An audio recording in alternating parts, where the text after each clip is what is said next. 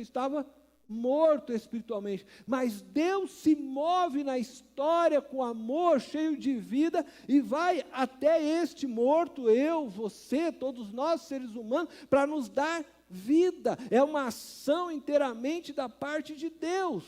Nós estávamos mortos em nossos delitos. É isso que o apóstolo quer que a gente entenda. Significa que nós não tínhamos nada para fazer, não tinha como fazer, estávamos mortos. Veja só o que diz o verso 5. Deu-nos vida juntamente com Cristo, quando ainda estávamos mortos. Ele quer enfatizar isso. Por quê? Porque precisamos entender que não temos mérito algum. Estávamos mortos, mas Ele nos deu vida, quando ainda estávamos mortos em nossas transgressões.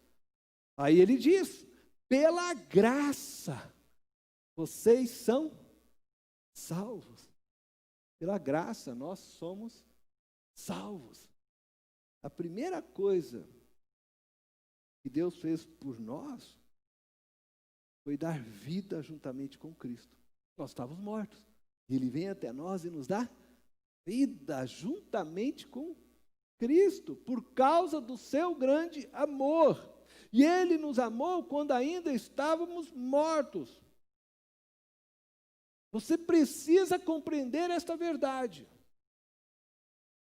Ele não nos amou porque nós os amávamos, nós o adorávamos, nós estávamos mortos em nossos delitos e transgressões, sendo guiados, conduzidos pelos valores do mundo.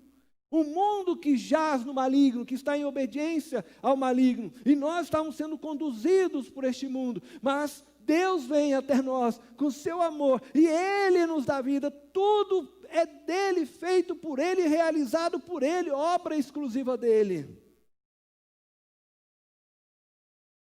Nós, sem condições alguma de encontrar salvação. Paulo está ressaltando essa verdade, com o fim de nós podermos compreender a verdade que somos salvos pela graça. Não existe nenhuma participação nossa nisso.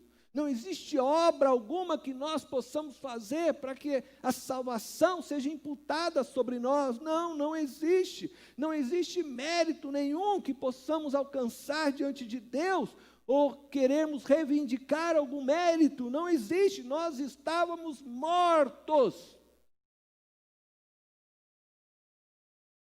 Fomos justificados, perdoados, por causa do grande amor de Deus, que na cruz entregou seu Filho Jesus Cristo por nossos pecados. E todo aquele que nele crê será salvo. Graça de Deus. Aí o versículo 6 diz assim: Deus nos ressuscitou com Cristo, e com Ele nos fez assentar nos lugares celestiais em Cristo Jesus. Aleluia. Olha só que mudança. Mortos em nossos pecados, condenados,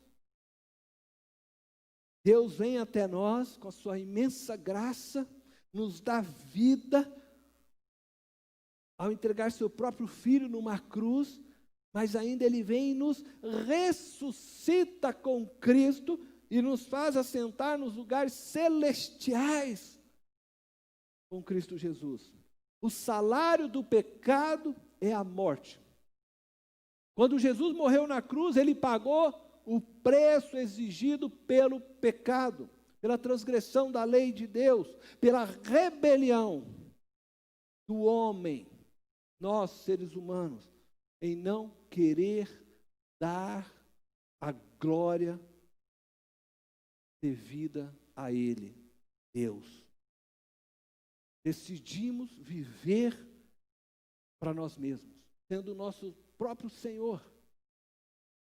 Dissemos lá no Éden, junto com Adão, não para Deus. Quando havia sido o homem criado para a sua glória. E o homem diz: Deus, deixa que eu mesmo conduzir minha vida, e sai, se afasta, e espiritualmente morre. E ele não tinha mais condições de voltar Mas esse Deus sai da onde está, se faz homem, se faz carne e vem até o ser humano com o intuito de salvá-lo. E agora ressuscita este ser, porque estava morto. Aí nós somos agora também ressuscitados com Cristo. E somos com Cristo levados a sentarmos nos lugares celestiais, aleluia. Quando Jesus Cristo ressuscitou, ele venceu o cativeiro da morte.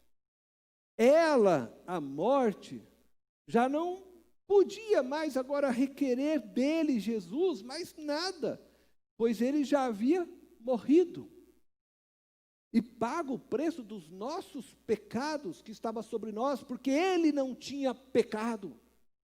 Então ele paga o preço dos nossos pecados. E quando Jesus então ressuscitou, o Pai nos ressuscitou com ele. Isso já se fez espiritualmente, pois a morte, queridos, foi vencida na cruz.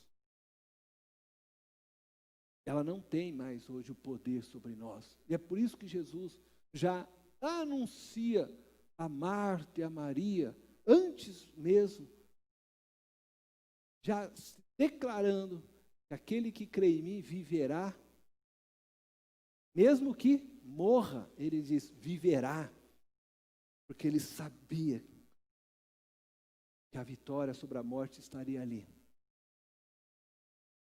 E hoje ela não tem poder sobre mim, sobre você. Porque ainda que a gente vai deixar este corpo, mas nós estaremos vivos com Cristo. Todo aquele que crê estará vivo com Cristo eternamente. Não existe mais dívida sobre nós. Toda a dívida que pesava sobre nós, por causa dos nossos pecados, foram pagos e perdoados. Jesus, ao ressuscitar, nos libertou da escravidão do pecado, do mundo e do diabo. Por isso o apóstolo começa quando nós vemos dizendo, antes éramos, nós não somos mais. Nós não somos mais escravos do pecado, nós não somos mais escravos do mundo, nós não somos mais escravos do diabo. Ele nos libertou e nos fez assentar nos lugares celestiais com Cristo. O que isso significa? Isso significa que Deus nos colocou na mesma posição de Jesus, na posição de filhos. Quem está sempre assentado à direita de Deus Pai, toda vez que você lê o texto, você vai ler, quem está assentado à direita de Deus Pai? O Filho. E aí, ele vai lá e fala assim, senta aqui também. Vem, senta também. Você é meu filho também, a partir de agora. Então Deus vem até nós, cheio de pecados, mortos em nossos delitos, transgressões, nós que não conseguimos sequer chegar a Deus, e Deus vem então até nós, Ele paga o preço dos nossos pecados, e agora Ele vem, nos abraça e fala, vem comigo, você vai sentar aqui junto no trono com meu filho. A Ele toda a glória, somente a Ele toda a glória. Paulo, pensando, eu imagino que ele pensou isso, né, na continuidade do texto, tá? Que alguns poderiam perguntar a ele, e por que Deus nos colocou na posição de filhos? Ele se antecipa e responde no verso 7, veja só, ele já está respondendo a uma pergunta no verso 7, para mostrar nas eras que hão de vir, a incomparável riqueza de sua graça, demonstrada em sua bondade para conosco em Cristo Jesus. Deus fez isso, nos salvou, para mostrar a todas as gerações a incomparável riqueza de sua graça. Deus nos salvou e nos colocou na posição de filhos, para mostrar a sua glória. Glória que não pode ser comparada de ninguém. Glória que não pode ser dada a nenhum outro ser. Nós estávamos mortos, Porque um dia dissemos não para Deus, mas Deus, por seu imenso amor, entregou seu Filho único para morrer numa cruz, pagando o preço de nossos pecados, nos dando vida quando ainda estávamos mortos, e nos recebendo em Cristo Jesus como filhos. E todas as gerações, é isso que o texto está dizendo, todas as gerações, e eu acredito que a gente pode incluir aqui os anjos, todo ser criado, ao olhar para o Filho Jesus Cristo e a obra realizada por Ele na cruz, reconhecerão que somente Deus é digno de toda glória. Não existe amor, bondade, graça que possa ser comparada à obra realizada por Deus naquela cruz. É isso que o texto está querendo nos mostrar. Qualquer criatura que busque glória para si, erra o alvo, pois fomos criados para a glória dele. Entretanto, eu digo novamente o que disse pela manhã, Deus buscar sua glória não é errado, pois não existe nenhum ser acima dele, não existe ninguém que possa ser comparado a ele. Portanto, se ele prestasse glória a qualquer outro ser, nós também deveríamos prestar. Afinal, esse ser seria, então, maior do que Deus? Mas não existe. E é por isso que Deus ama a sua glória. É por isso que Deus zela pela sua glória. Deus é o único Deus. Não existe outro. Portanto, irmãos, a Ele toda a glória pelo século dos séculos. Amém? Agora eu vou gastar um tempinho aqui com vocês. O apóstolo Paulo afirma nos versos 8 e 9 a realidade da salvação unicamente como graça de Deus. Ele afirma, para que não haja dúvida alguma, de que o homem não tem participação na obra da redenção. Depois de todas estas palavras, Paulo se preocupa em deixar isso muito claro, e agora ele é bem direto, né? Eu vou dizer assim, taxativo. Ele diz assim, pois vocês são salvos pela graça, por meio da fé, e isto não vem de vocês, é dom de Deus, não por obras para que ninguém se glorie. Eu vou destacar 3 coisas aí. Primeiro, somos salvos pela graça. Não merecíamos, é isso que quer dizer. Graça é um favor de Deus a nós. Merecíamos a condenação eterna, mas Ele vem e nos salva. Graça. Por amor, Ele nos salvou. Segunda verdade que está aí, por meio da fé. Salvo pela graça, Deus vem e faz um favor, e agora por meio da fé. Alguns teólogos acredito que a expressão seguinte, isto não vem de vocês, nem por meio da fé, isto não vem de vocês, se refere à fé. Então eles dizem que a fé para a salvação também é dada por Deus. Querendo dizer dessa forma, que não existe mérito algum da nossa parte, porque até mesmo a fé que você tem para crer é fé dada por Deus. Alguns teólogos adotam essa postura. Isso, na verdade, para poder explicar uma doutrina chamada expiação limitada. Essa é uma doutrina defendida por João Calvino, que Jesus na cruz morreu somente por aqueles que o Pai havia predestinado, escolhido antes da criação do mundo. Então a morte de Cristo ela é limitada, segundo essa teologia, a estas pessoas que o Pai havia escolhido antes da fundação do mundo. Eles chamam então essas pessoas de eleitas. Deus elegeu alguns e aí Deus morreu na cruz por estas pessoas.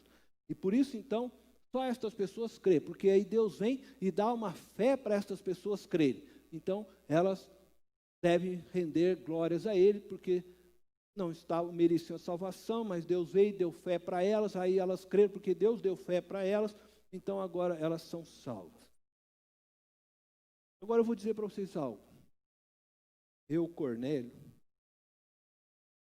não creio que essa afirmação, essa teologia seja verdadeira. Mas eu vou conjecturar, preste atenção, que fosse verdadeira. Se Jesus morreu na cruz somente pelos eleitos, aos meus olhos, então Jesus não tem autoridade para pedir a mim que eu ore e que eu ame os meus inimigos. Porque dentro desse pensamento teológico, ele mesmo não foi capaz de amar muitos, né? Porque ele escolheu só alguns e deixou muitos padecerem.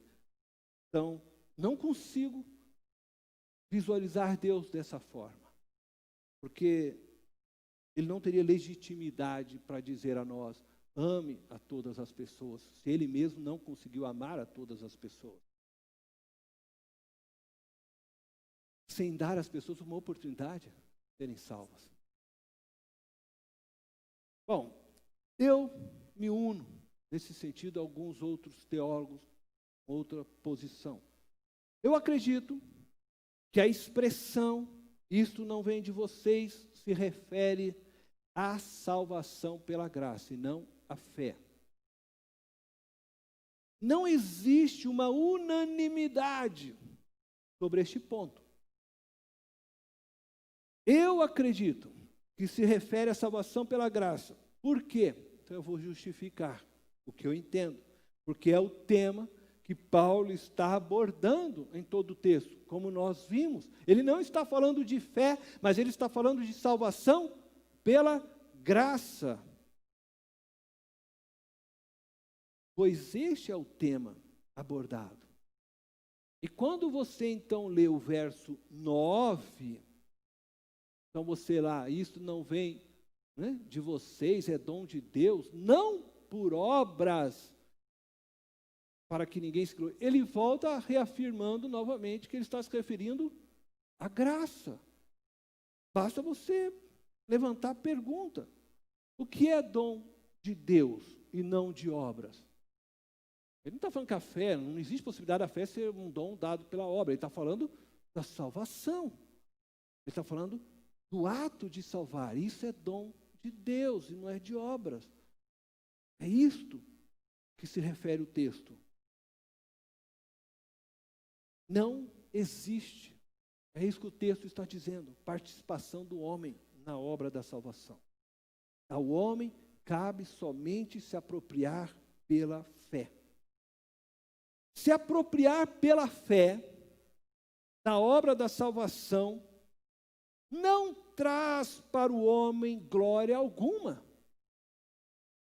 Como muitas vezes estes teólogos tentam afirmar.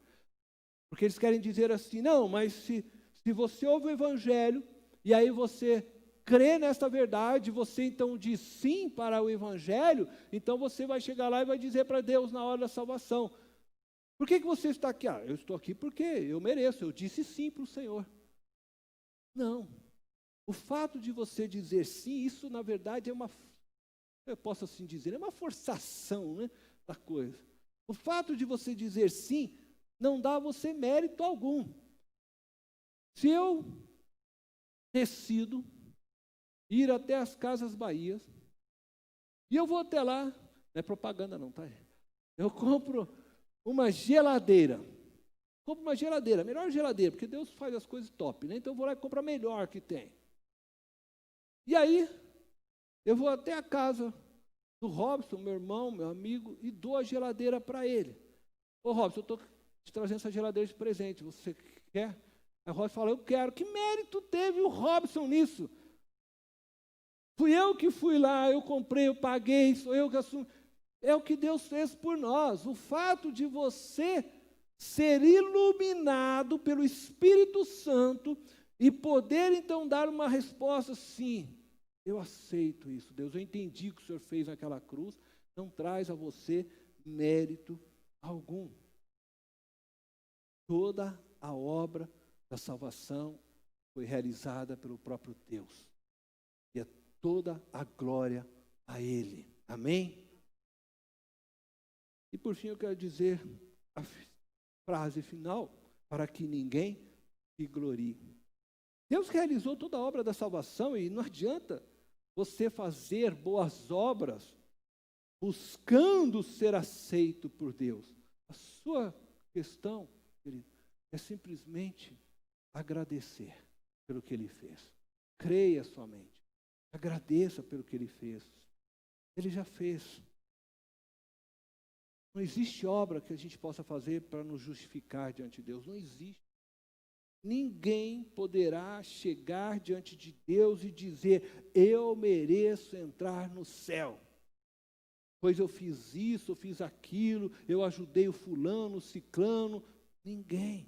Salvação é dom de Deus, é um presente de Deus para você. Salvação é um favor realizado por Deus para você, que se encontrava morto em suas transgressões, nos seus pecados, condenado, mas Ele morreu e pagou o preço da sua condenação, para que você tenha vida e vida eterna.